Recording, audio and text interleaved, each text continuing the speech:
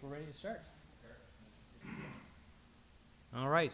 So officially, welcome everyone to our fourth Town Hall Strategic Plan Consultation meeting for the public. We want to thank everyone for taking the time out of their evening to come out to the St. Catharines Library. And for those joining us online, this is the first attempt to use a webinar. And I understand you can type your questions, and our two assistants in the back will make sure that your questions are brought forward as we go through the process. I have... I'm not sure you're getting sound. We'll just... You're about 30 seconds behind. So yes, your question will be 30 seconds outside of real time, so we'll let that happen. Just by way of introduction, my name is Tony Quirk. I am the Regional Councillor for Grimsby. I'm also the member on the Conservation Authority, and I am chair of the Strategic Plan Steering Committee on behalf of the Niagara Peninsula Conservation Authority. I would also like to recognize member and Councillor Bruce Timms, who is our St. Catharines rep on the board, as well as, there he is at the back, James Kasprasets, who is our citizen appointment from Hamilton, one of two citizen appointments from Hamilton, and James also serves as the vice chair of the authority. So thank you for taking the time to come out tonight. I'd like to just give a bit of an overview and then I'll hand it off to Todd from Performance Concept, who's going to walk us through the actual strategic plan area. But I'd like to give a little overview of how we got to this point here. In 2012, the Conservation Authority undertook its first strategic plan process. At the time, Bruce Timms was chair of the authority, and they started the process to create the Conservation Authority's first strategic plan, and that was the 2014 to 2017 strategic plan. As a result of that strategic plan, we have finished almost all of the tasks that were set aside for us, and Todd will speak to that. But we're now in the process of doing our 2018 to 2021 strategic plan. And as part of that process, we began by hosting a sort of blue sky idea session, working session with the authority board members and staff to determine what was our goals, what were our areas of focus, what do we want to work towards on, and in consultation with our staff, what could we actually accomplish, given that our staff has to, for the most part, do its regular job day to day, what other areas could we take in terms of areas of focus. And we came up with 7 areas of focus, which Todd will talk to, and what we have done is, as a board, is endorse those themes, those areas of focus, and are now going out to the public through a variety of stakeholder consultations. This public town hall is just one of many ways that we are consulting with our stakeholders. We're having one-on-one meetings with the various municipal planners.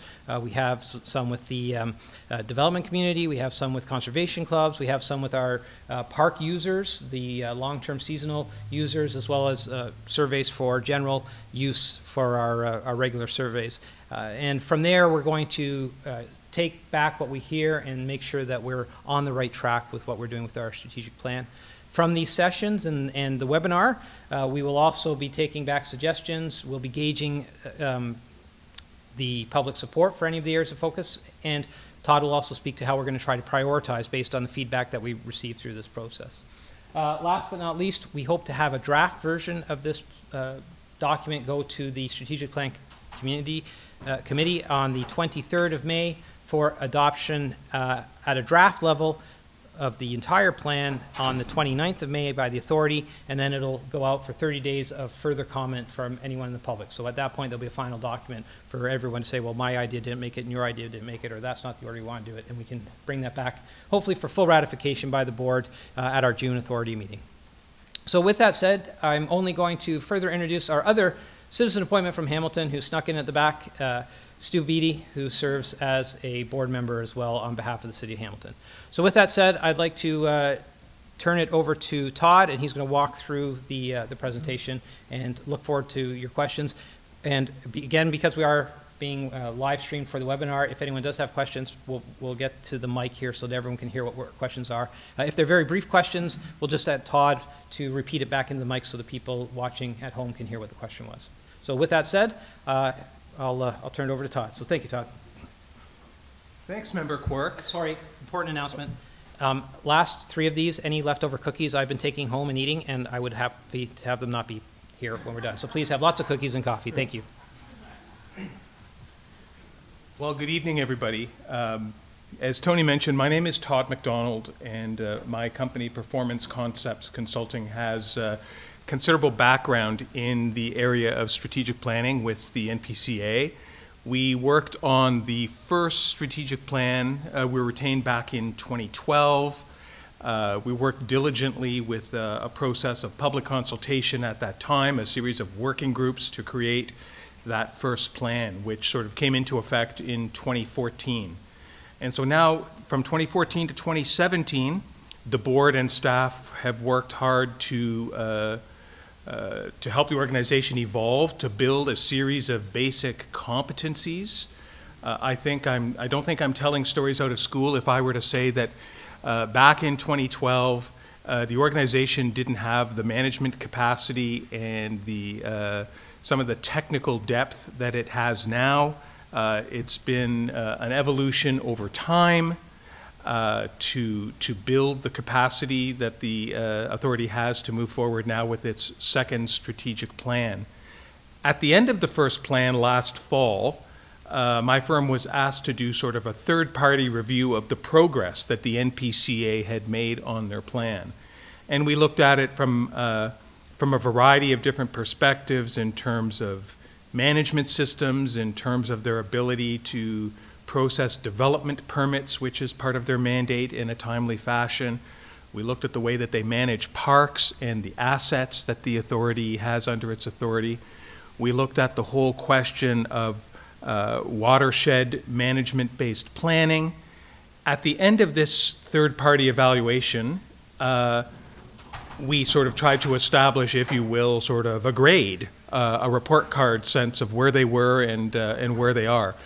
And I can say with my own experience, back in 2012, this was like a D+ student. The N.P.C.A. was a D+ student. Serious problems in terms of financial management, serious problems in terms of understanding the precise limits of their mandate, challenges with a somewhat inflexible regulatory culture when it came to dealing with the public. Lots of room for improvement from that, almost failing student. And by the end of 2017, the third-party assessment that my team came to was that this is really now a B+ to A- performing organization. Still room for improvement, a whole series of basic systems that are in place that weren't in place, better staffing resources, improved timelines for processing development applications. Certainly, we received feedback from community consultations in the agriculture community and elsewhere that the authority was moving in the right direction. And still, to be fair, some healthy doses of skepticism from some stakeholders and members of the public, and certainly a sense that we can still do better when it comes to fostering two-way discussion and two-way dialogue. So we're going to take questions at the end of the presentation. It's grating because it seems like you're not listening to a lot of it. Yeah. Sir, I'm going to finish the presentation. The plan for tonight is to absolutely let people have their say. Yes, you've said these things many times, and many people, Right. like myself, have given another perspective. And I've heard that all these years Right. you haven't been listening.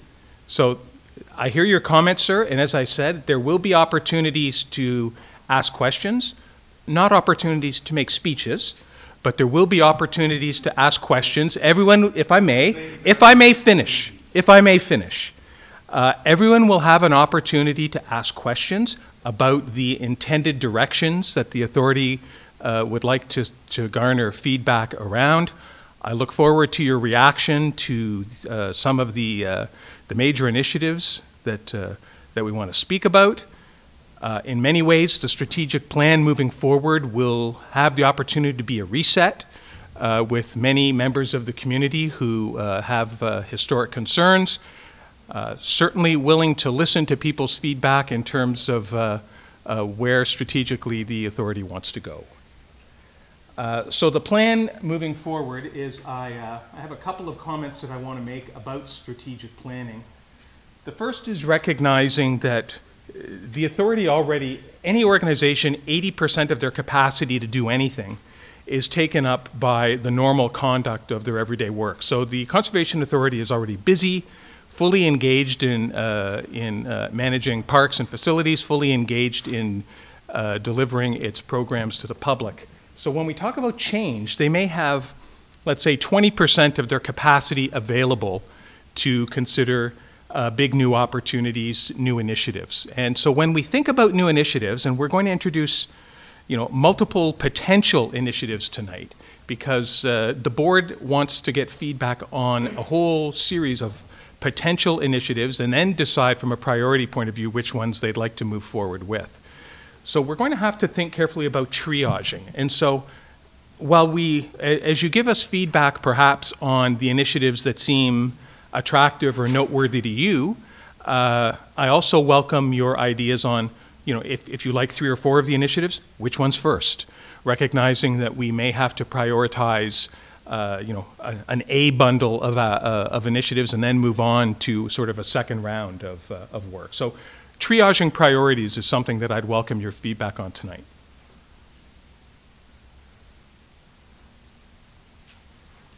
So on to the themes themselves. To understand the themes, some of them are how themes, how the Conservation Authority wants to do business moving forward, and some of them are what themes.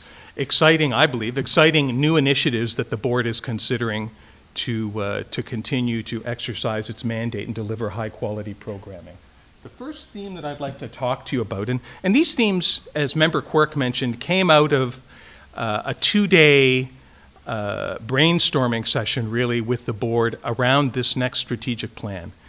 And the thinking was, now that the first plan has delivered sort of basic improvement in competencies and technical information and our ability to deliver accountable programs, this next strategic plan, the intention is for it to move forward with some big, new, exciting initiatives. And those are really what we want to test with you tonight. Now, to understand those initiatives and to give us some informed feedback about which ones you think are important, we wanted to start with some of the thinking around the board with the mandate.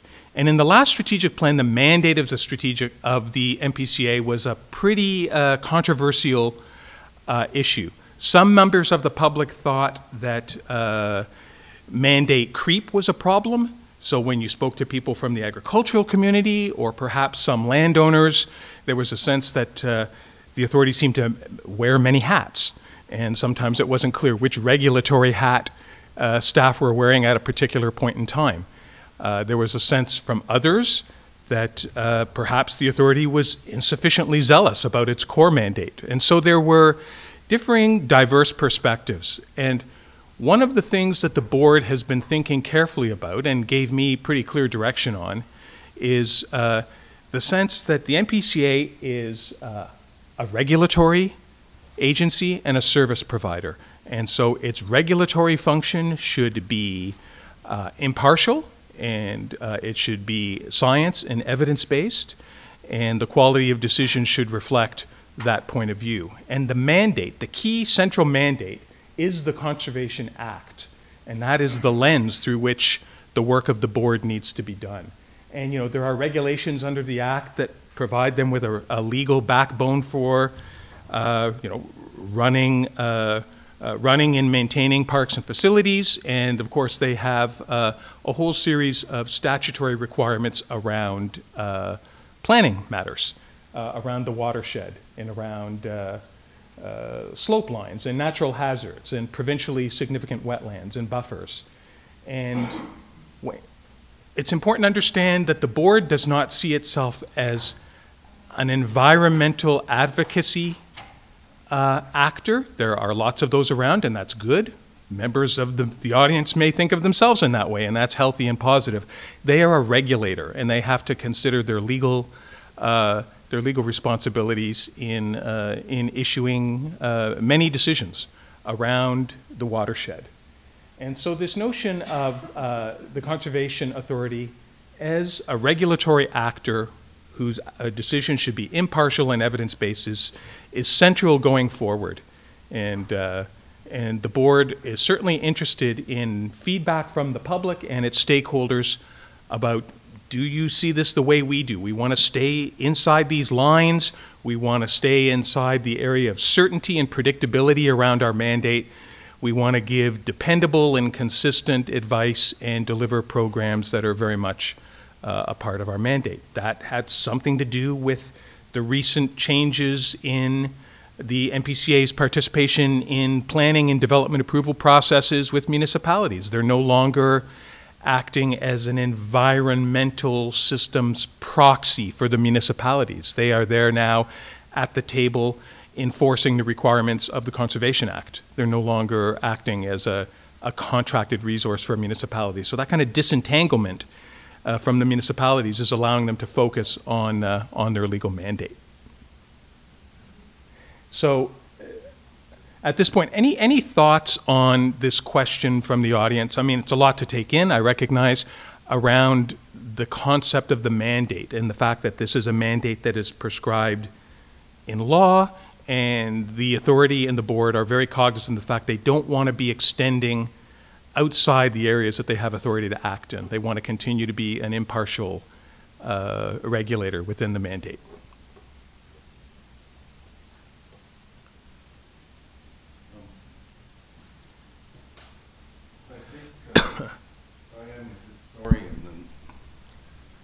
If you want to see what the mandate is, I recommend that you all read the Garnaska Survey of 1943, which provides an excellent mandate for the authority.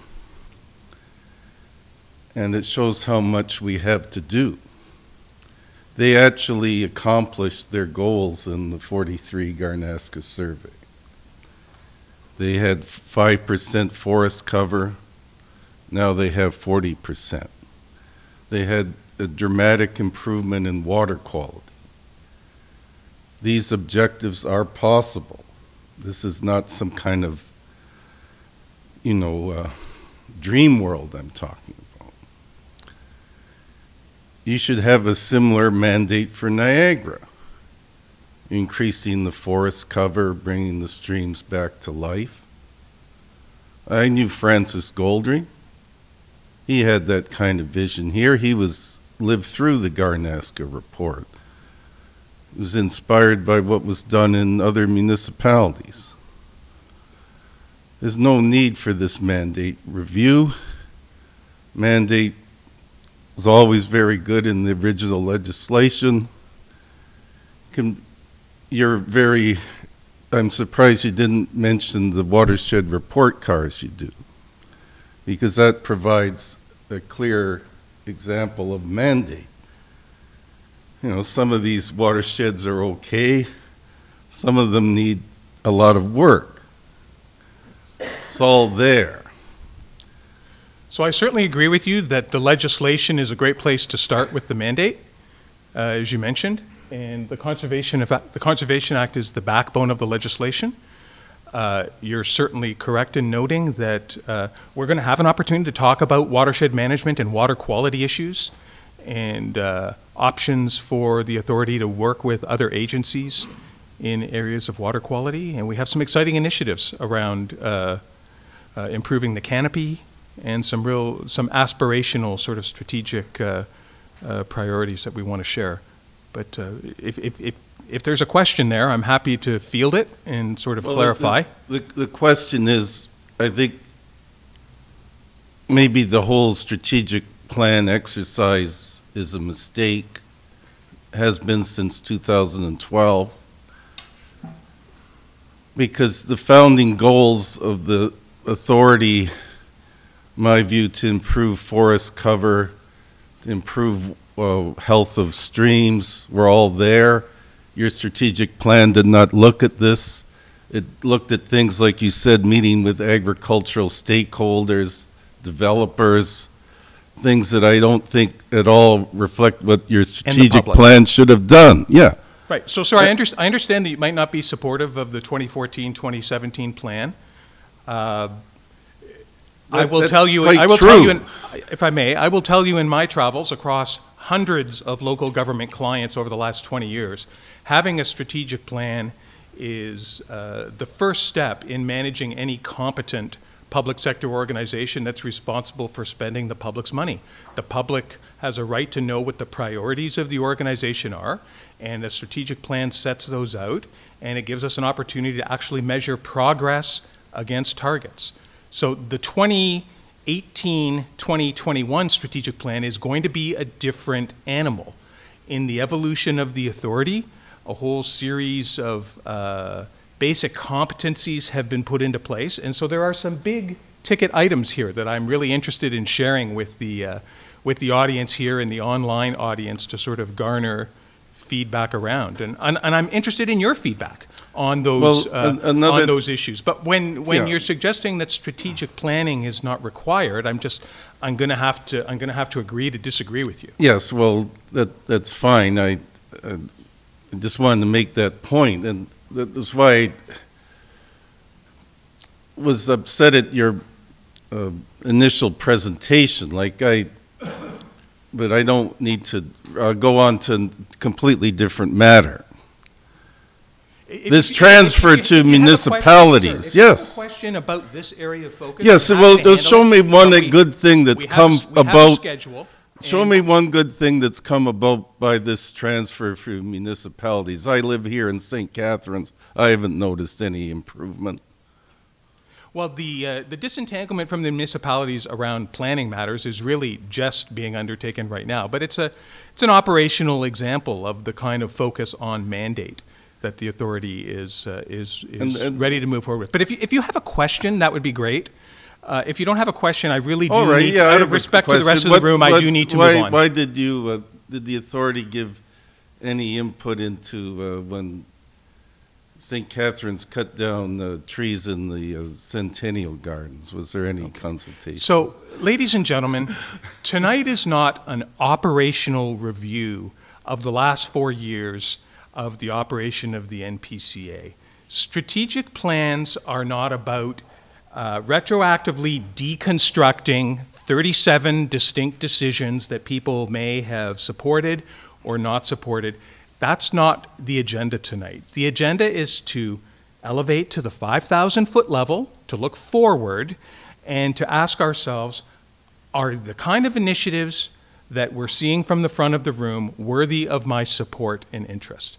So I'm going to move forward, and I'm going to introduce some of those to you, and then I'm happy for feedback, constructive feedback, about the potential initiatives that might guide the authority moving forward.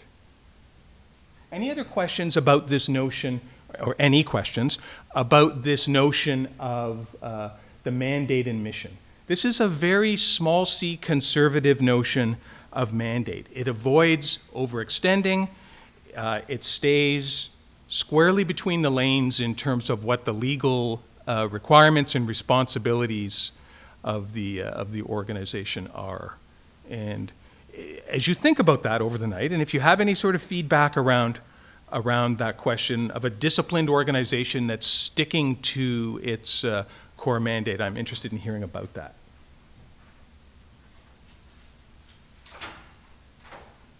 So the second priority area, the second area of focus, is the whole area of watershed resource management. And this is the core of what conservation authorities do.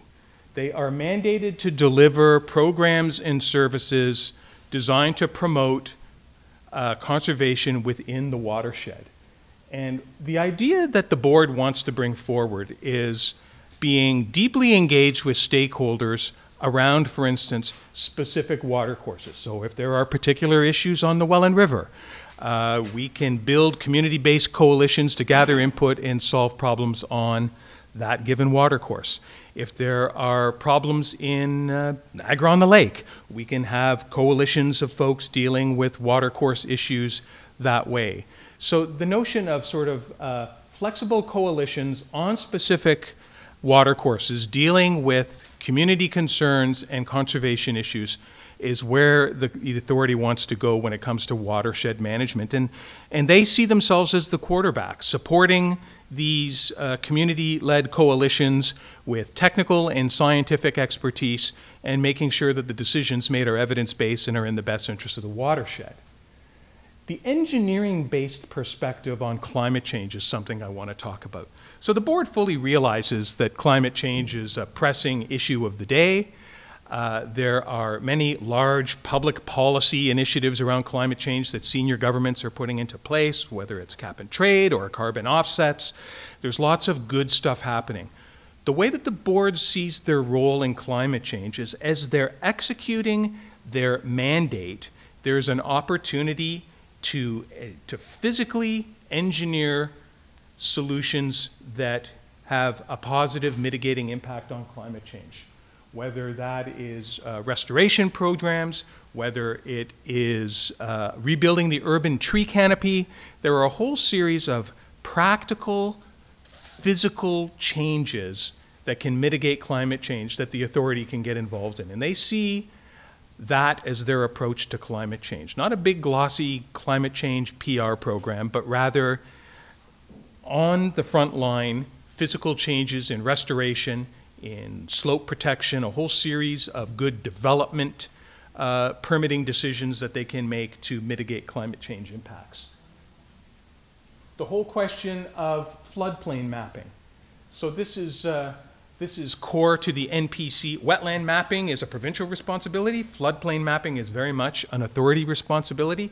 And there is always the opportunity to continuously improve the accuracy of those mapping inputs. And those inputs are critical. They inform decisions around development. They inform natural resource system work being done at the region and at local municipalities. This is a key piece of evidence to inform decisions and to hopefully push back against climate change as well by having good data to work with. And so NPCA is committed, as it has been, to continually updating and improving its mapping. There are pieces of their mapping work plan still to be done in terms of updating and making sure that the mapping is as accurate as possible. But that's a core piece of business that they want to emphasize in the strategic plan moving forward. The whole notion of supporting aquatic habitats, one of the issues I'm going to talk about in a minute is how can we use native species, improving the preponderance of native species to push back against invasive species and support aquatic habitat. There's an opportunity around water quality, and water quality was brought up, and there's a couple of different points of view around water quality. Certainly, as has been noted in the Watershed report cards, the N.P.C.A. has an established role in monitoring water quality. And there are lots of water quality problems across this region, and the N.P.C.A. plays an important role in drawing accountability around those and attention to them.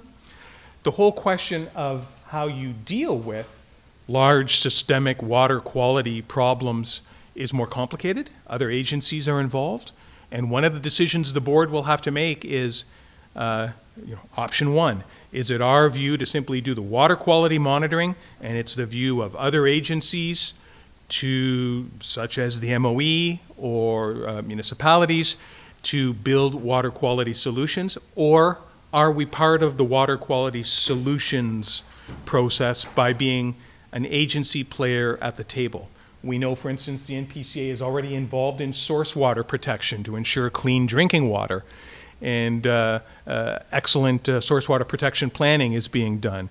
They are involved in the RAP program dealing with boundary-based water bodies and quality issues there. And so the whole strategic question of their role in water quality is sort of up for discussion, and I'm certainly interested in your point of view about that as we think about this sort of core piece of what they do. And the key here is to be evidence-based, data-based, and come up with science-supported solutions.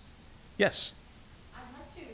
Could you come to the mic for purposes? You don't need a mic for me. I've got a big. No, it's the folks at home that are the online people can't hear us. I'm sorry, I didn't realize. No, that's okay, thanks. Okay. I'd just like clarification on aquatic habitats. Does that include the wetlands and that sort of thing? I don't know when I'm asking that question. Well, sure, absolutely. I mean, the N.P.C.A. has a legal and statutory responsibility to protect designated wetlands. That is core to their mission, to make sure that development doesn't adversely impact designated wetlands. And does this apply to Thundering Waters?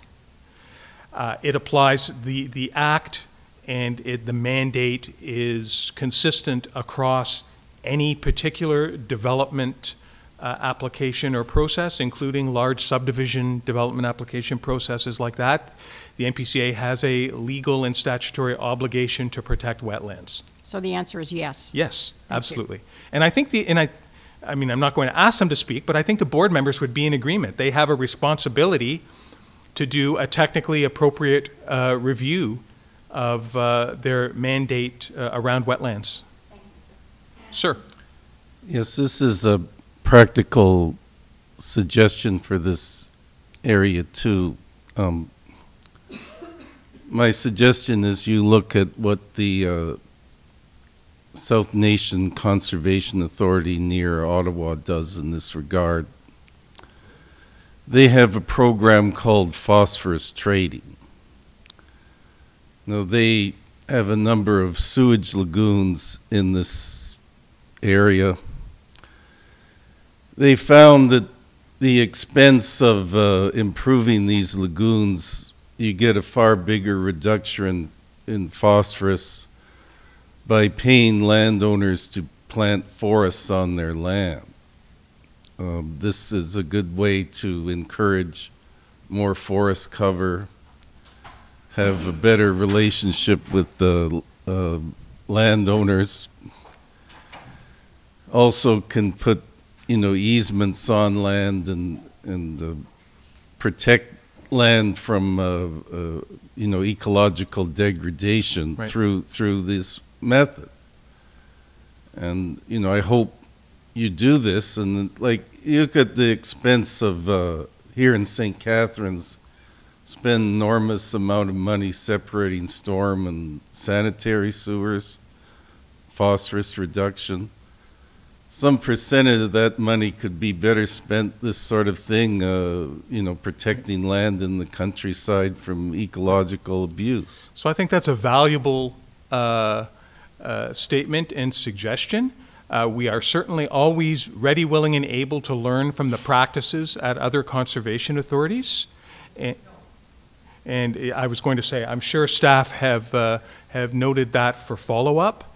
To your point of tree planting, stay tuned. It's one of our exciting initiatives that we want to talk about in a minute is some aspirational goals around rebuilding the tree canopy.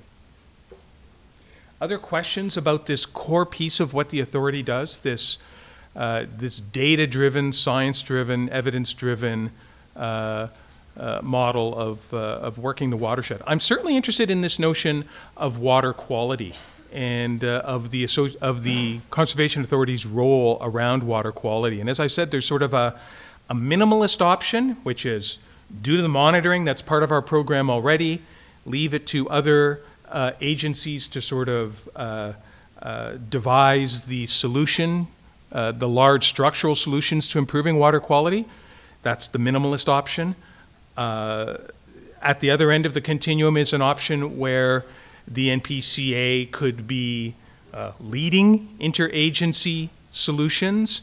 And a third option would be that the NPCA would be at the table, recognizing that MOE has the primary legal responsibilities. Nonetheless, we could be a supporting agency among a team of agencies dealing with water quality issues. That's consistent perhaps with source water protection, may be consistent with the RAP program. So there's some strategic priorities there that the board is going to have to sort of get their heads around when it comes to water quality.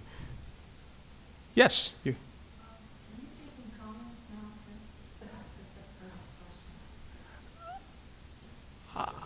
I'm tolerant of if you have some advice or if you have some, please come up to the mic, and if you have some advice for us, I'm certainly open to advice.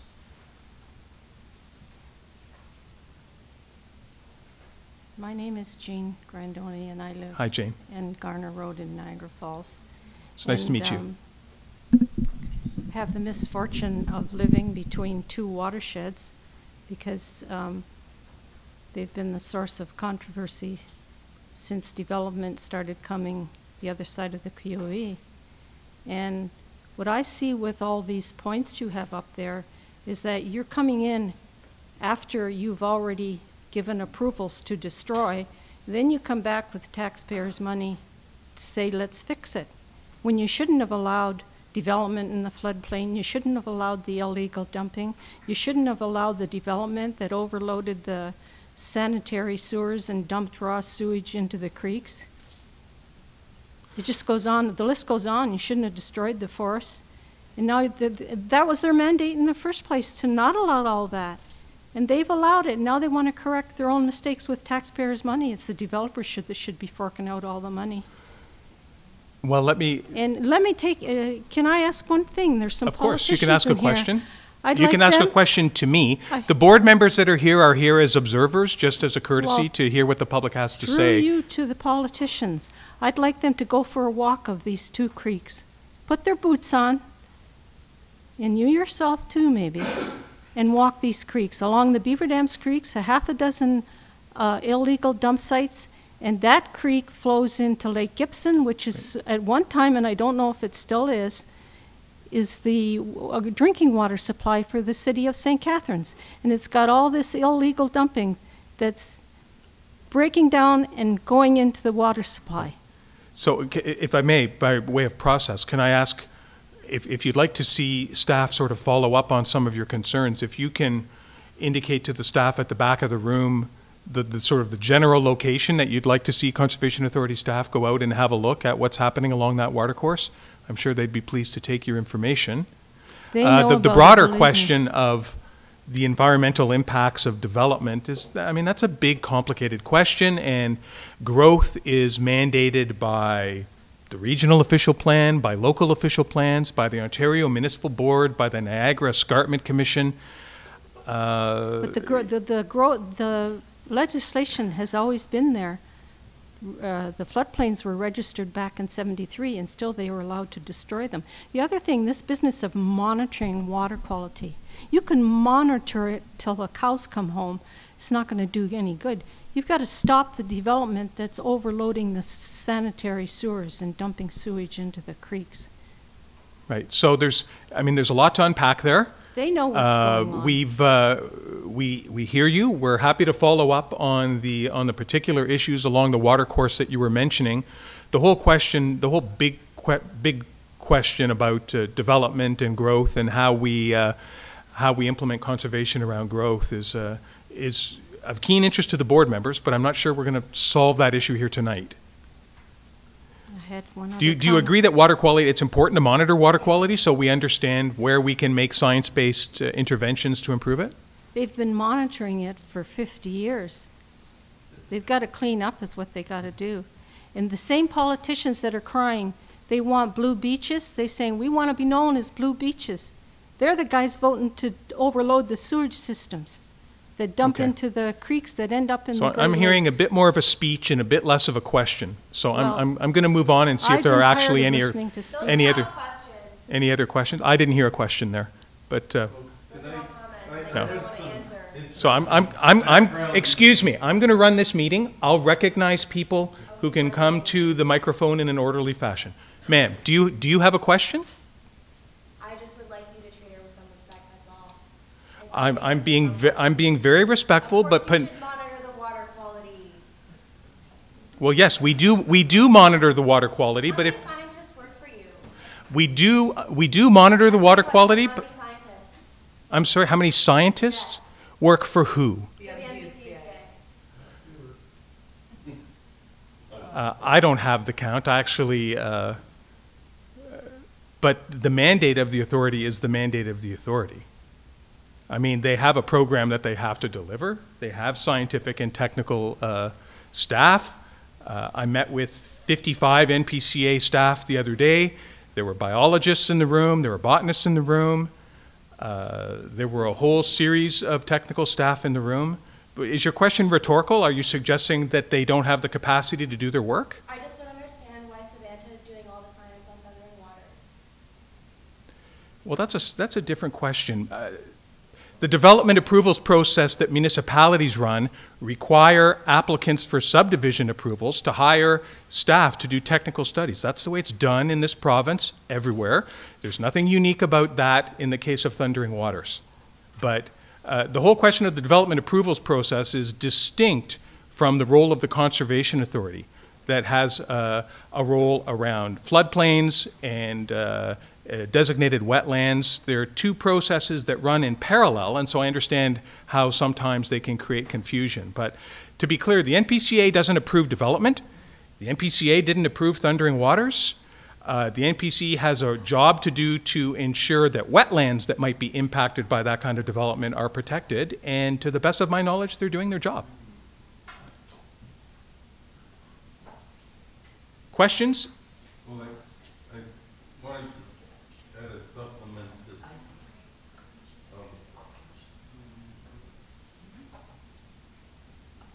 that this quite relates to the point Jean made. We work very closely together, and she remembers some things and I remember others. The N.P.C.A. scientists did do water monitoring in the Shriners Creek that she's familiar with. And I think Councillor Timms at least has been around long enough to remember. They did a very fine newspaper where they gave the reports of their findings. And they found the pollution in Shriners Creek was so severe there was actually a danger to their staff that were doing the monitoring. And this again is why I was upset by the basic description of giving the NPCA before your strategic plan a D+ grade. I think these were very admirable people going out there, testing water, risking their lives, documenting these sewage problems. I mean, it was said in publication. Right, so we know the facts here are that they have a mandate to monitor water quality. It is a scientific fact that there are significant water quality problems across the Niagara watershed. The question moving forward is, how do we deal with that?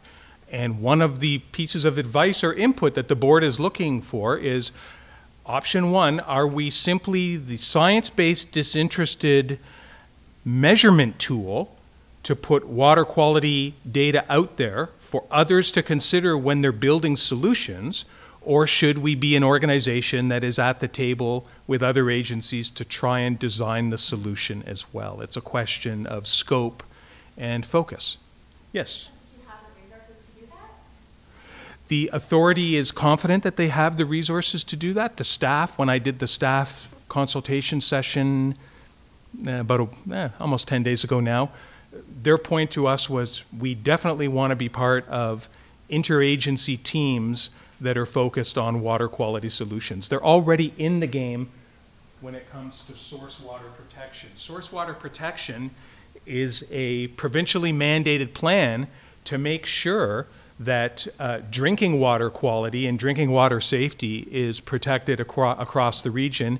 And the NPCA is working with other agencies to make sure that that plan is approved by the province and then implemented. And there's a whole technical implementation work plan around that. That kind of capacity could be brought to bear around other water quality problems, water course by water course. And so the technical staff are there, and their professional viewpoint is they have value to add at these interagency tables. It's not all the MOE's job. It may be primarily an MOE lead, the Ministry of the Environment, but the NPCA staff are very much hoping that the board's strategic plan will endorse their participation in water quality solutions. Yes? No, it's behind you, sir. Someone else had their hand up. Jane, excuse me, Jane. Question, Jane? Yeah. Yeah. Jean, excuse me. So sorry.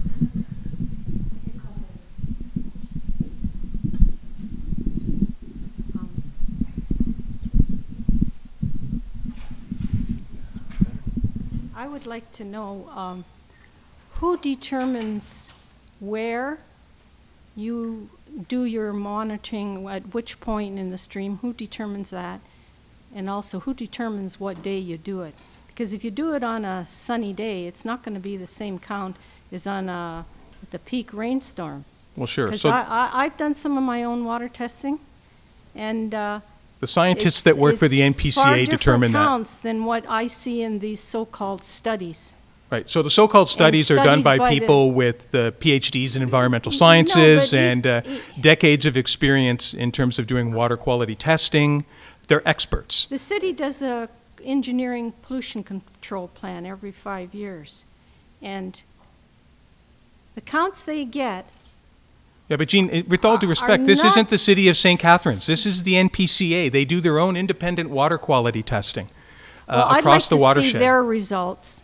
They're posted online, www.npca.ca, and anyone who is on the online part of the meeting can go and see the water quality report card results. They're up and reported for trend analysis over years. Well, my counts were like 10,000 to 80,000, and the counts that I've seen from any government are like 1,200.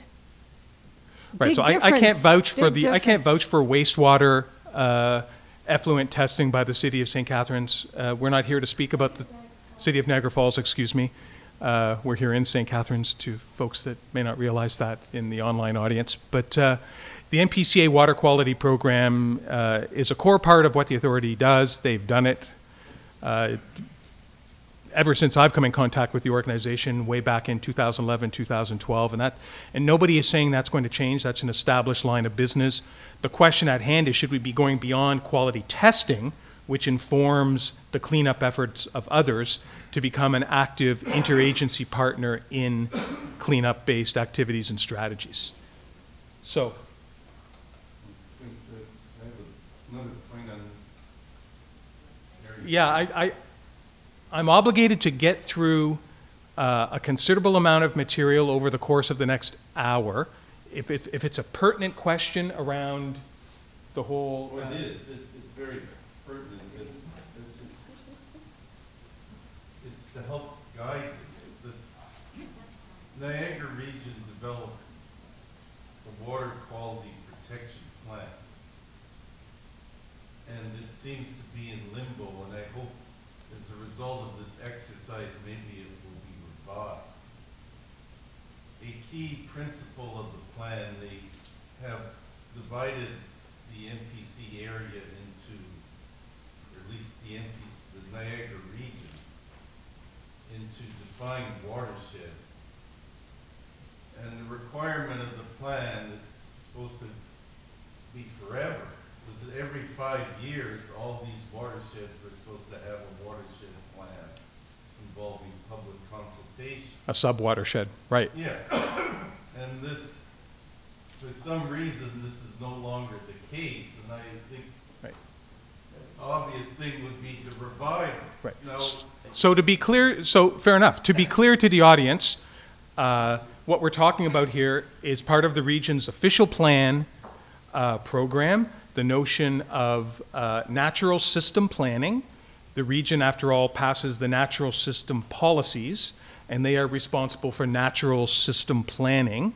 And in many parts of the province, absolutely, sub-watershed planning is a big part of natural system planning. But what the region chooses to do around renewing sub-watershed planning is, again, outside the context of the Conservation Authority's strategic plan, which is not to say the Conservation Authority couldn't play a useful role in sub-watershed planning, but this gets to the whole question of, interagency teams, and the whole question of whether or not the authority should be staying narrow and being a water quality technical resource, or being part of sort of team watershed around these questions of water quality improvement. I really do have to move on to the next initiative here. So this area of focus number 3 is recognizing the fact that the board is interested in the idea of an aspirational, game-changing initiative around rebuilding the tree canopy across this watershed. And the aspirational targets that they've put forward are planting 1 million new trees and 3 million natural non-invasive plants moving forward. The NPCA and the board certainly sees the NPCA as being the quarterback behind a community coalition of nature conservancy organizations, good corporate citizens, the agriculture community, all of the key stakeholders in getting behind these aspirational targets of 1 million trees and 3 million plants, with the NPCA being the co-op, if you will, the quarterback, the coordinator of a broad trees co-op. And in doing so, taking our whole traditional small ball approach to land restoration and creating a land restoration program like this that dwarfs anything they've done previously. And so this is a new order of magnitude around the whole question of restoration. Obviously, it has climate change mitigation impacts in terms of carbon offsets. There's a whole opportunity here to push back against invasive species.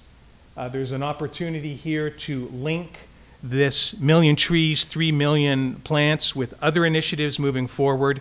When we talked about this potential initiative with the staff at the NPCA, their point to us was, to me, was there is a science-based approach that we can take. This isn't just willy-nilly running out and planting 1 million saplings in any piece of land we can possibly get our hands on, that there is an ecology-based approach to this. What kind of plants? What kind of trees? What trees or plants match the soil or the hydration conditions in different parts of the watershed? So we need to have a plan. And what the NPCA is shopping out for consideration is, do these kind of aspirational targets make sense? We know that the urban tree canopies have been decimated through disease, and we need to have a business plan that would build the coalition, build a funding model, make sure that we have the resources on the ground in a community coalition to sort of get this done, and have a series of targets. Maybe a 4-year target for how many trees and plants we want to have successfully planted, and then a final 8-year target, so that maybe we reach this goal over 2 consecutive terms of the board. And 8 years out, we may have met or surpassed this kind of a target. So we're definitely interested in whether or not people think this kind of initiative is noteworthy. And yes, at the back. I'm sorry, just behind you again. It's the old, if only we had eyes in the back of our heads. I'm going to go right now, so I'm not going to be wandering over that direction. Okay. Is the Conservation Authority working with the other groups in the area for this thing? Because I know Niagara plants trees as well. There's other, are they working with them? So great question. So the envisioned approach when we talk about a trees co-op is, imagine it's sort of a coalition of the enthusiastic. So we could be talking about school programs. We could be talking about nature conservancies.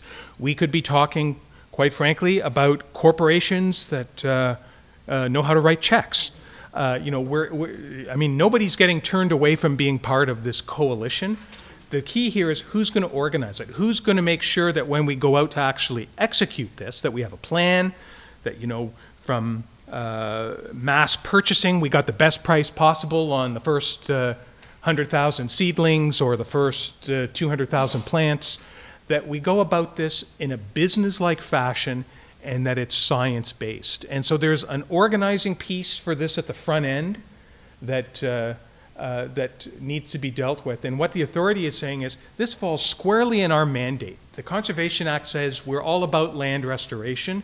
And so we want to come to the table with some serious capital project money, and we want to bring staffing resources to this, and we want to manage the process of coming up with a plan and help coordinate the various actors in this thing. So it would be a big deal. It would be a big new undertaking.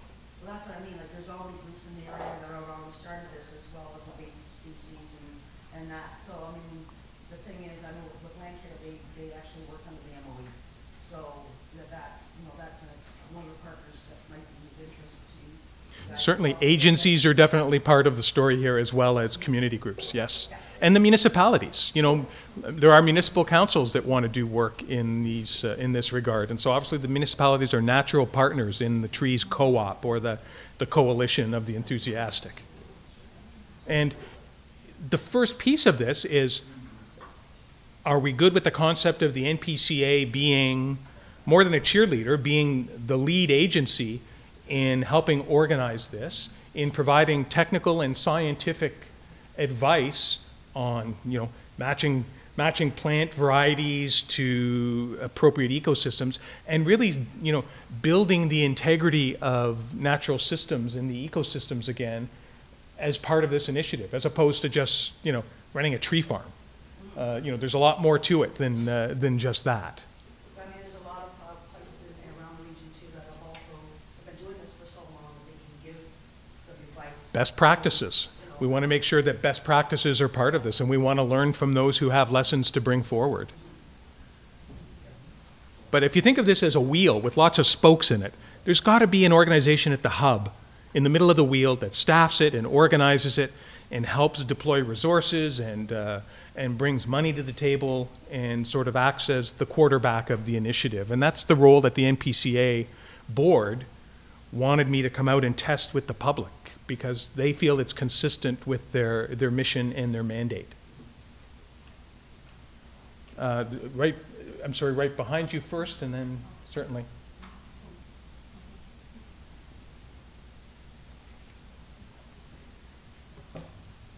Planting a lot of trees sounds wonderful, but it doesn't replace the forests that we're losing so quickly. And if the NPCA and other groups would spend this money on protecting what we already have and somehow steering development into areas that are not part of our natural heritage system, we'd be so much better off. And when you're protecting wetlands, you're often letting people develop right around them, which will degrade them eventually, instead of looking at them as wetland complexes, which are wetlands separated by another area, forest or meadow. And it seems that so much more could be done with this money to protect what we have, because planting trees will not make a forest. Certainly, the next initiative that we're going to talk about is sort of a 100-year land plan that, again, focuses on the role that the NPCA can play in building conservation-driven natural systems. So I think your comments are well taken, and let me know if the next initiative that we talk about as we put this puzzle together makes sense from your point of view. To the behind this gentleman, back to you again.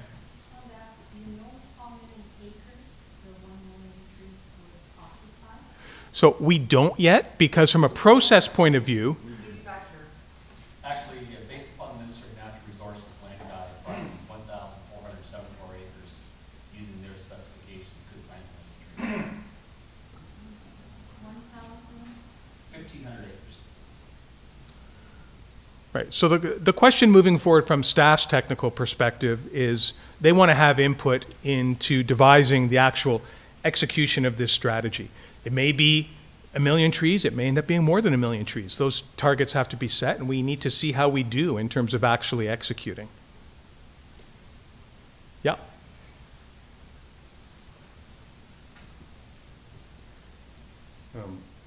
This is a good place to further expand upon what I said about phosphorus trading.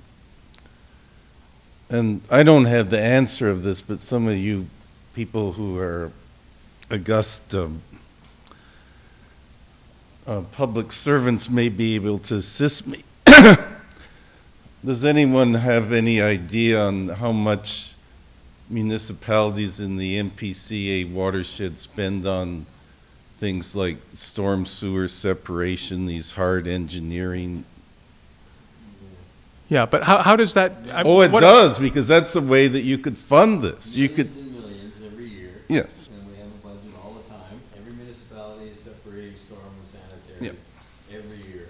I couldn't offer you the numbers, but it's in the millions. Percent of that could go to fund this, because it would have the same objective of phosphorus reduction. And you could even get 25 million to pay Helen Chang to go away with that kind of money. So the first step in the Million Trees Initiative would be the development of a plan. And of course, any plan is going to be science-based. Plans also have to look at the real issues of money. Where are the revenues coming from? Perhaps the municipalities have ideas on how they'd like to fund this kind of an initiative, and it has to look at the expenditures. What is the best bang for the buck in terms of how we spend money? But the planning piece, the building the plan piece, is still to come. This is the whole concept question. Do we support the concept of rebuilding the canopy and of pushing back against invasive species by planting 4 million total plants and beginning to retake the canopy and recover from some of the disease and the degradation that the canopy has faced in previous decades? So it's, I mean, is there supporting concept? Once the board identifies that there is potentially support in concept, then we can start the how. So this is the what. Is it a useful what? And if it is, we will quickly transition later on this year into the questions of how. The staff are itching at the trigger to develop an operational plan for how this could be done. So I'm wondering, is there support in concept? Does anyone look at this and say, that's not a good idea? Does any support trees? Well, an example, but here's a useful example of why we want to talk about this, because some people from the agricultural community, the first question that they came up with is, are you planning on expropriating my land, making me stop growing my crop, and turning me into a tree farm? And of course, the answer in 12-foot high letters was no. So we do need to build a common language and a common understanding of what the outcomes of this initiative would be. And there's a diverse set of perspectives out there, and we want to honor them all. And we want them all involved in the plan. This is about conservancies, this is about business, this is about municipal partners. It's, as I said, a coalition of the enthusiastic. And this is a whole new level of land restoration beyond anything that this Conservation Authority has done in the past. Thoughts on this? We can move on. Well, hopefully that was an enthusiastic yes for planting 1 million trees and 3 million plants. Yes. I think we got that. Okay. So, hand in hand with the notion of aspirational targets around the canopy is the whole question of a long-term approach to land planning, to land acquisition. And the big issue here from the board's point of view is, should our land acquisition strategies and budgets be guided by something like this notion of a network of 3 or 4 central parks? And by saying parks, I don't mean to suggest they're recreationally intensive. 3 or 4 central sites that are linked together by wildlife corridors, wildlife migration corridors, where we could really guarantee across the watershed habitat protection and a beachhead for restoration and enhancement of the watershed's natural systems. And if that vision, if that concept of 3 or 4 central parks, central facilities linked by corridors is what we're all about, the authority is going to be able to apply its land acquisition criteria and its capital budget, its 10-year capital budget plan, to buying the right pieces that attach sites to each other, that build corridors. We're not going to advertise out in public about which pieces we want to buy. You know, we're not in, it's not a real estate transaction from that point of view, but the authority certainly understands strategically what some of those parcels might be. And we want to continue to use our criteria. We want to consider things like end-of-life plans for quarries. We want to make sure that each acquired piece of land, which is consistent with our mandate, has a master plan that says, we're going to buy this piece and here's how we're going to use it, or not use it. The point is, what is the plan for each of these parcels and how do they fit into a larger program? Certainly, academics and education institutions and other science-based organizations can help us with data mining, with GIS mapping to make sure that the design of this network of corridor-connected sites passes the rigors of science. And of course, it naturally connects with the notion of the 1 million trees, rebuild the canopy. There may be opportunities to acquire ecologically appropriate and significant parcels of land to support the Million Trees and 3 Million Plants initiative. So these could move together in an integrated fashion. And of course, then there's the whole question, you know, we may want to lease lands to get trees to a certain size before they go to their ultimate location. There's, again, a whole series of potential operational advantages of doing these together that we're certainly interested in. Does the concept of continuing land acquisition by the authority for conservation purposes make sense? And does the concept of building corridors and linking central conservation sites, larger parcels of land, make sense to you? Yes, thoughts at the back? Yes, it is. Are you working with other conservation authorities on this? Like N.P.C.A. just recently purchased a lot of that back over Watershed. They're actually first place this year, but they have a lot of guidance as far as Watershed purchasing land acquisition and that. Are you working with them? So again, you know, an ongoing part of how the N.P.C.A. does business moving forward now is to learn from the best practices of others. Incidentally, there are N.P.C.A. best practices that have been implemented province-wide as well. The whole idea of a conservation advisory committee. There were none.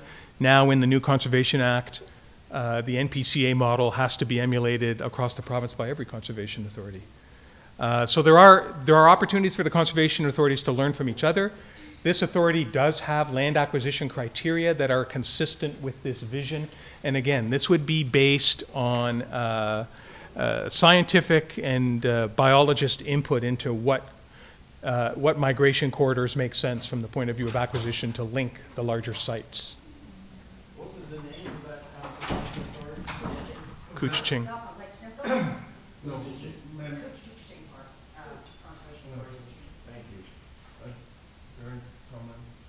Yes.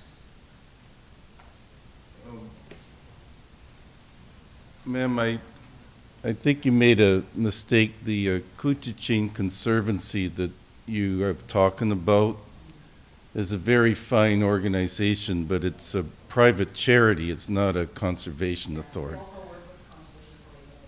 Yeah, the reason the Couchiching Authority was created is because there was so much hostility from developers that they weren't able to create a conservation authority, which I shows some of the reality behind these sorts of discussions that everyone is afraid to talk about. Now, my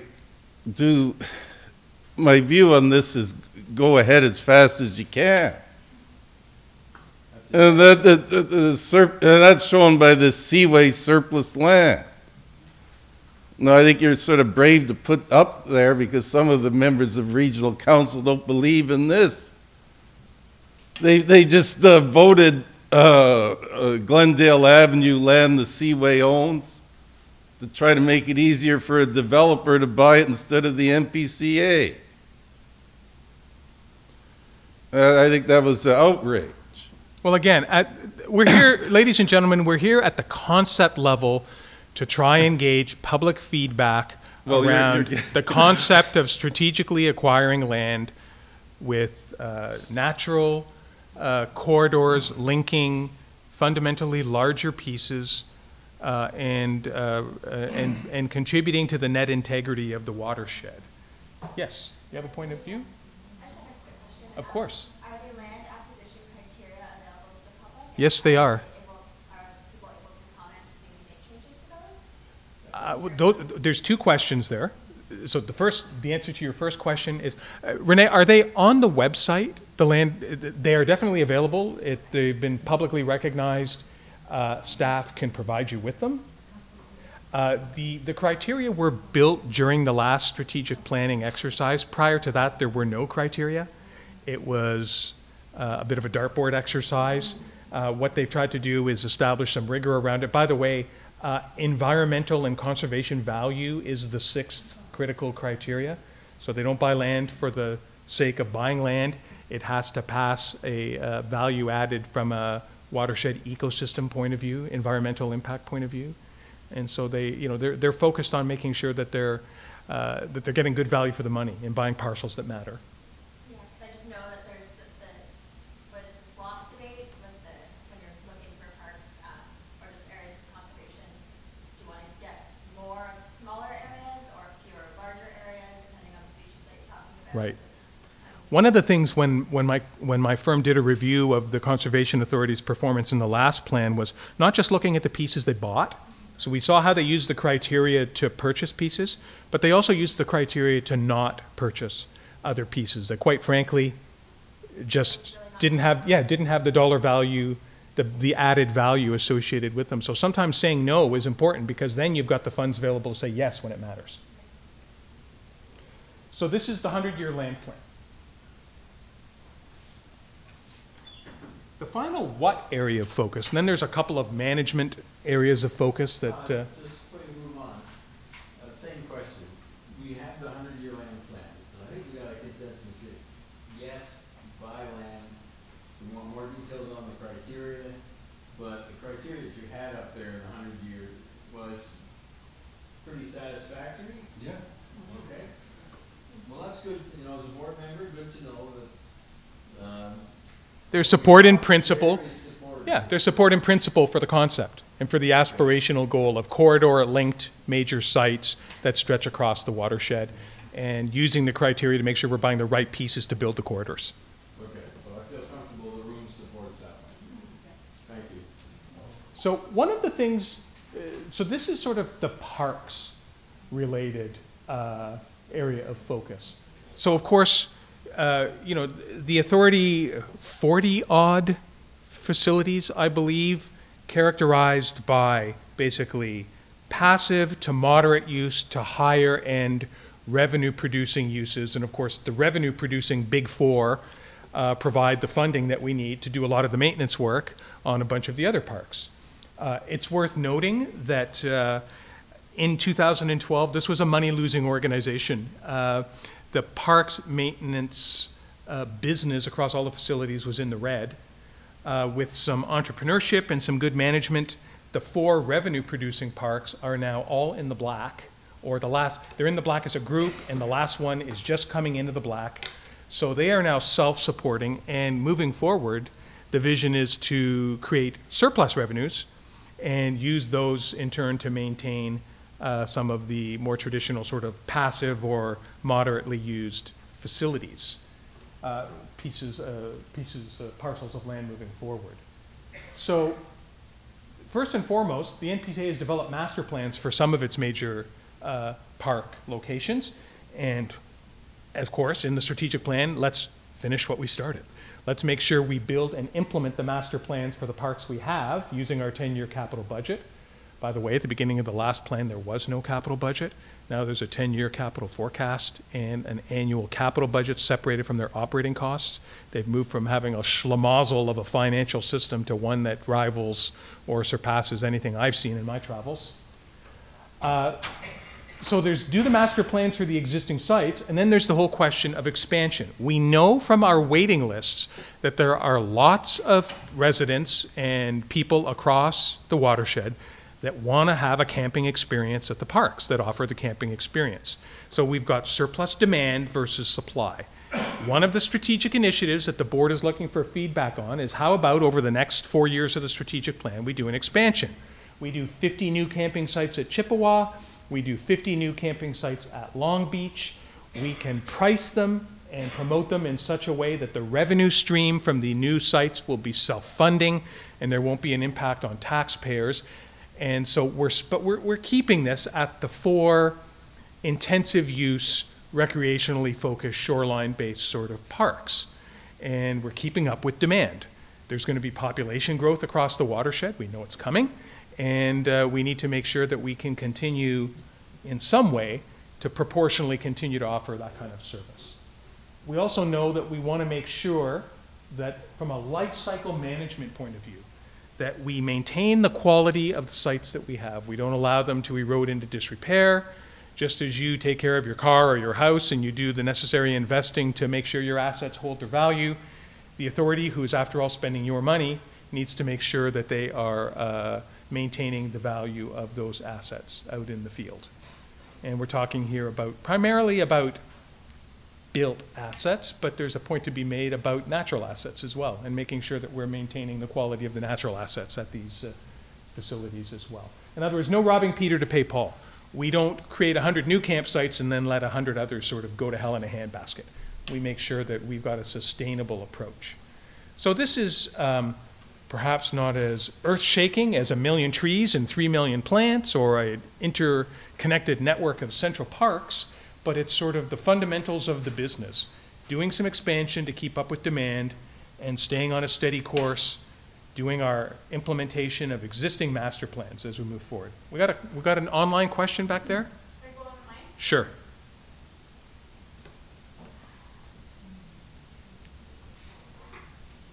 So from the folks on the webinar who've been watching our entertaining give and take here, we have a question. Go ahead. So a user online would like to know if there are plans to also upgrade existing campsites because he feels the campsites that we currently have need repairs before we go on to adding new spaces.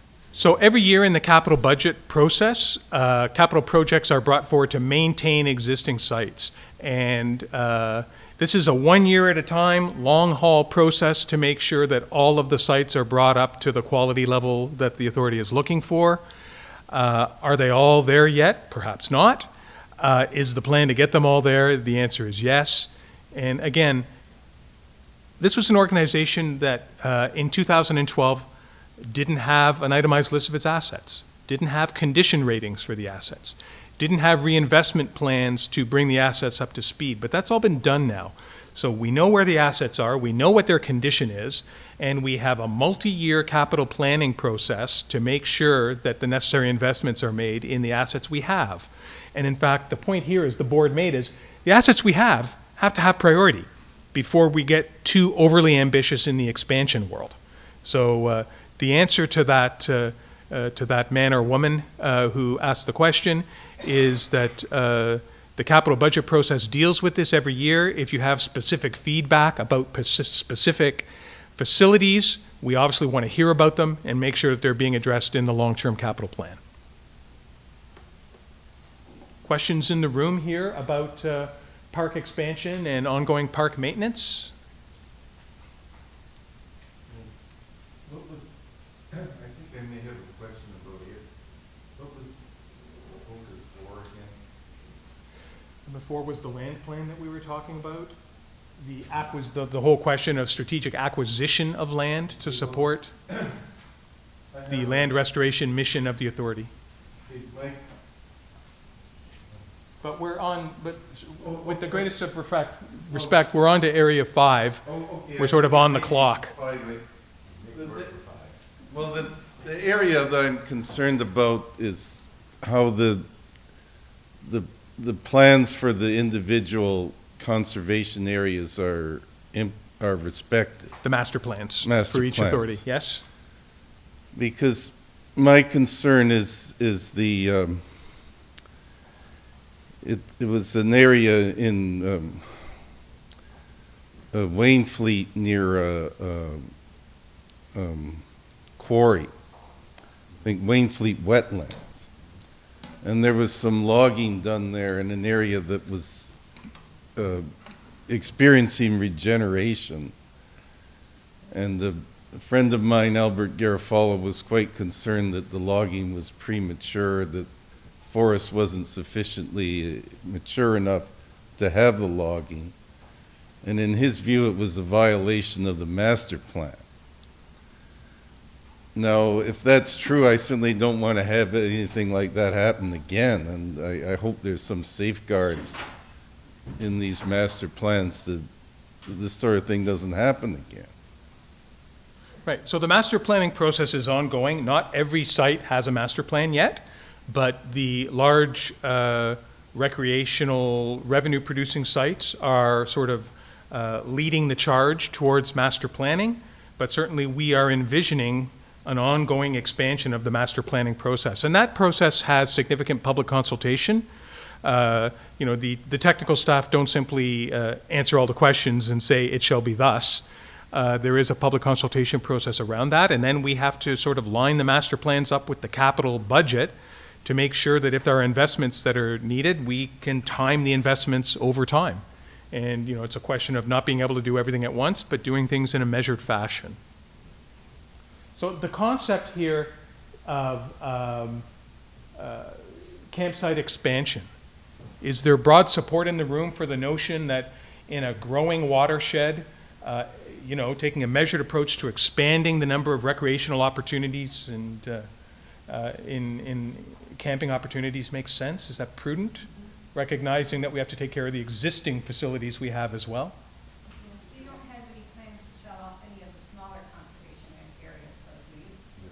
So at this point in the previous strategic planning exercise, another accomplishment that the authority managed to line up was the acquisition of new properties that had high environmental value and the disposition of, frankly, some questionable properties that didn't necessarily fit in a conservation authority mandate and didn't really have environmental or natural heritage system value. And so they've done the dispersing already of the low value added pieces, and everything that's in the portfolio now has passed through the criteria and is part of the Conservancy moving forward. The question is, what are the new pieces to add that make sense? So that's the demand curve.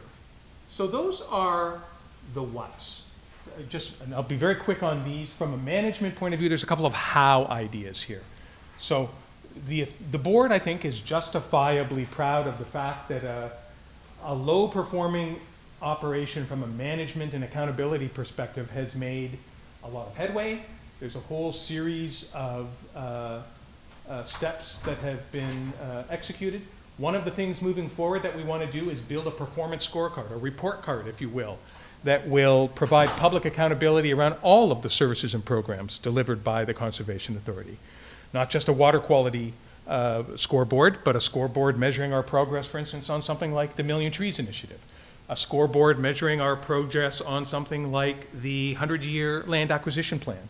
We want to make sure moving forward that we have some key indicators of performance and that we report on them publicly and that the board is accountable for them, the organization is accountable for them. So that kind of transparency is sort of a next step development, and I'll be working with the organization to develop that report card moving forward from an accountability point of view. And this is it's a big part of public sector management. More and more organizations are building these kind of scorecards to demonstrate accomplishments or lack thereof, if that's what the scorecard data suggests. We know we can continue to work on things like procurement. We know that we want to act on any of the good advice coming out of the Auditor General's report and that review. There were recommendations coming out of my firm's strategic plan evaluation that still need to be implemented. This is the doing it right strategic priority. It's independent of the what questions. It's just managing public dollars properly and making sure that we are managing the organization in an appropriate fashion. And in this way, this is a continuation in many respects from the big accomplishments of the previous strategic plan. The last plan wasn't big and sexy in terms of environmental initiatives. You couldn't do that when you had basically an incompetent organization that needed to move up the food chain to become increasingly competent. That has happened, and now they are ready for some of the big initiatives that we're talking about tonight. Last but certainly not least is the concept of doing consultation in a new way. Face-to-face meetings are good. They're important, an important way of communicating, but as we know, this is a perfect example. In a webinar, there are people who maybe live too far away who couldn't be here, maybe have other busy things happening and want to participate. We want to be able to use online tools to develop an ongoing relationship with stakeholders. A sustained relationship, not where we hear from somebody once, but because they came to one public meeting on one particular issue, but that all of the stakeholders across the watershed are heard. We want to continue to use the advisory committee, which has now become the gold standard across all conservation authorities in the province. They must have one.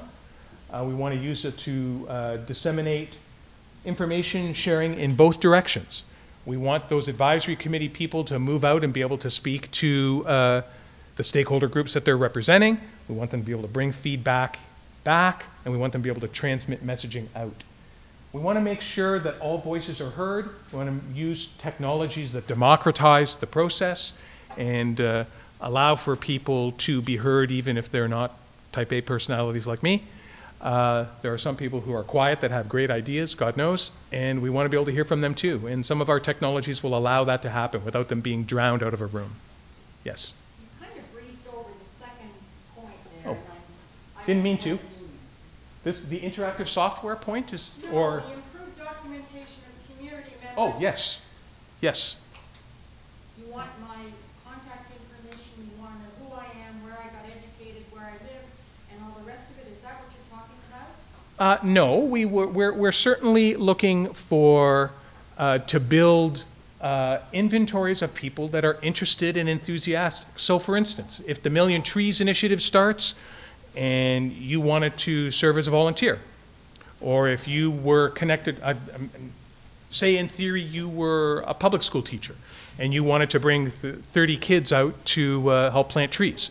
We want to build networks of people who want to get involved.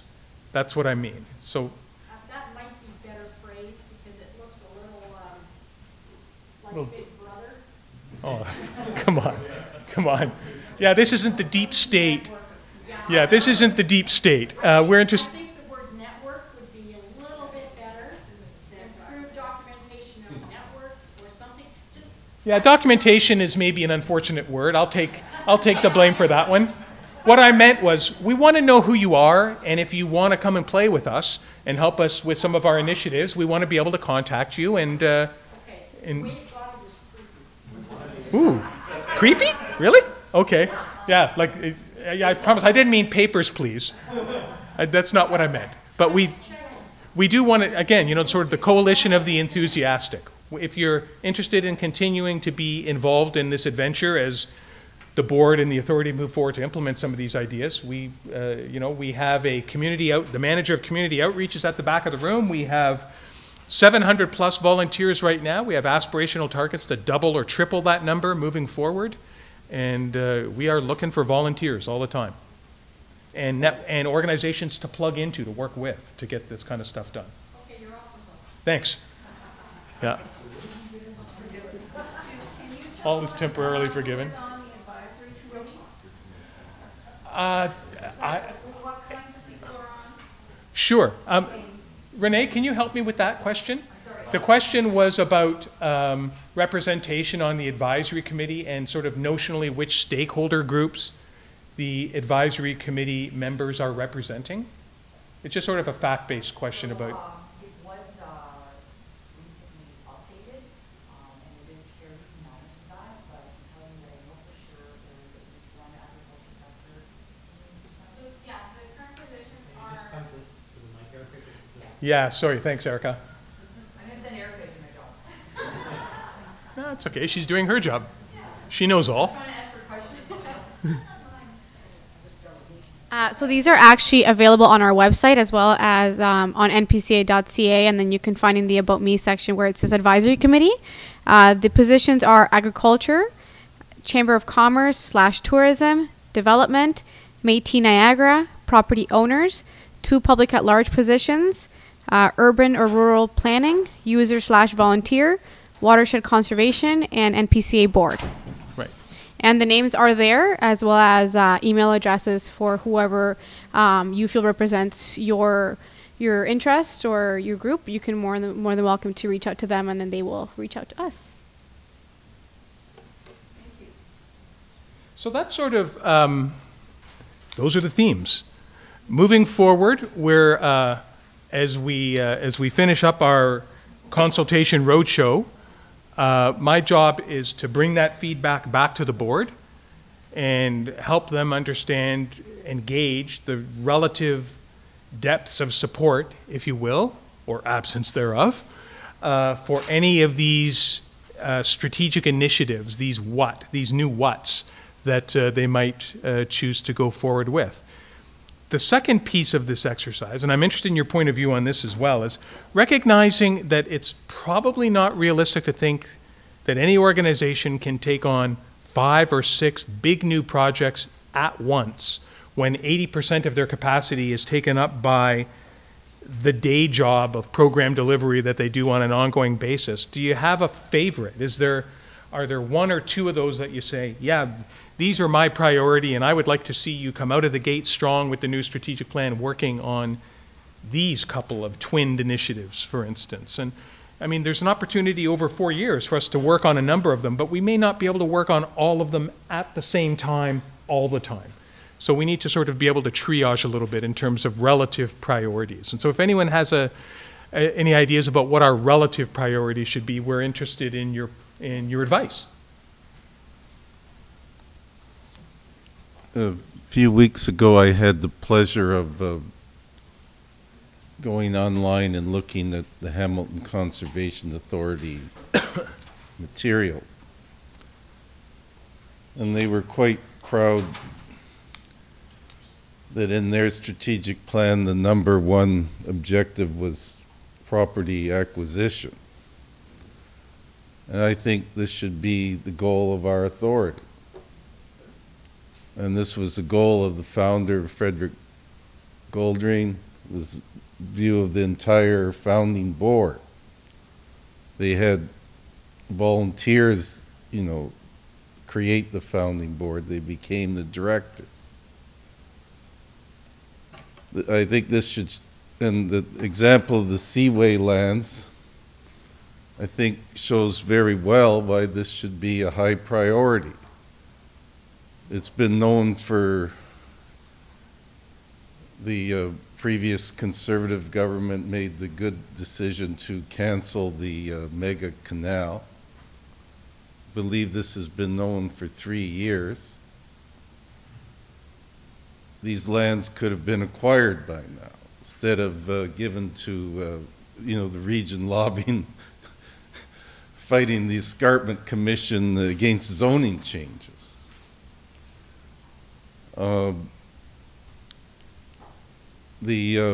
Even before the mega canal was canceled, there were other seaway lands that were offered. Very large forest in the city of Welland. I don't know what became of that.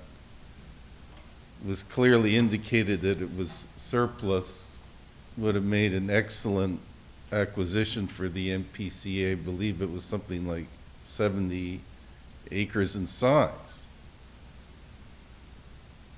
D&D lands, all these public agencies, moral suasion can be brought upon them to, you know, transfer that for a nominal fee.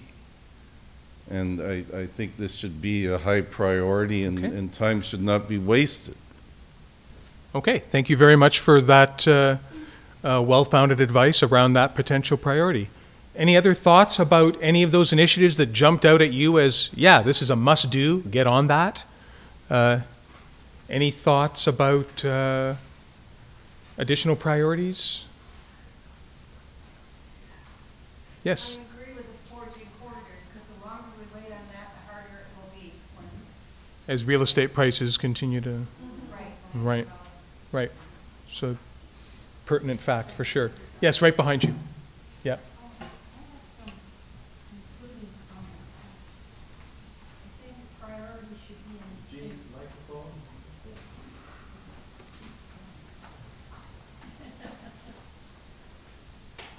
I think some conclusions that I see that might have been missed is enforcement of existing legislation, particularly with regard to floodplains, preserving natural areas that you already have, cleaning up the bootleg dumps, as my late brother used to call them, especially on the Beaver Dams Creek. And you've been monitoring water for 40 years, and I've never seen it so dirty as it is now. So to just monitor, they've got to stop all these 285 sewage overflows they've got across the region. I think you have to conserve what you have, and if you do, you won't need these expensive engineering solutions. save your floodplains, save your natural areas, and Mother Nature will look after the water. And keeping out the sewage is a big thing too. What are you going to engineer? You're not God. You can't make these streams the way they were, the way God made them. And that's all I have to say. Thank you. Thank you for your input. Any other sort of summation sort of thoughts about the relative priorities? I mean, there's, 3 or 4 big fundamental potential new initiatives, and so one of the challenges that the board will have is taking a lot of the support and principle that we've heard in various settings and saying, which one's first? Which are the 2 or 3 that we have to go sort of full bore on now, recognizing that a couple other things might have to wait till the second round of workload, and we need to figure out those timing issues. But thank you for the useful input tonight around the concepts that are going to guide the next plan. Again, as Member Quirk said, the idea is for us to work now with the board and with staff to become sharper and more precise about the exact work initiatives that we would position under these various themes and give the plan some bite and some specific objectives moving forward. I feel with the kind of input that we've been getting that we'll be able to meet that challenge, and that the plan, a draft of the plan with specifics and with targets, will come forward, as Member Quirk mentioned, at the June meeting of the board. And we'll then go out for a round of public response at that point. May 29th. Yes, May 29th, public response for the June meeting of the board. Member Quirk, any wrap-up comments from you as sort of the board's representative for strategic planning?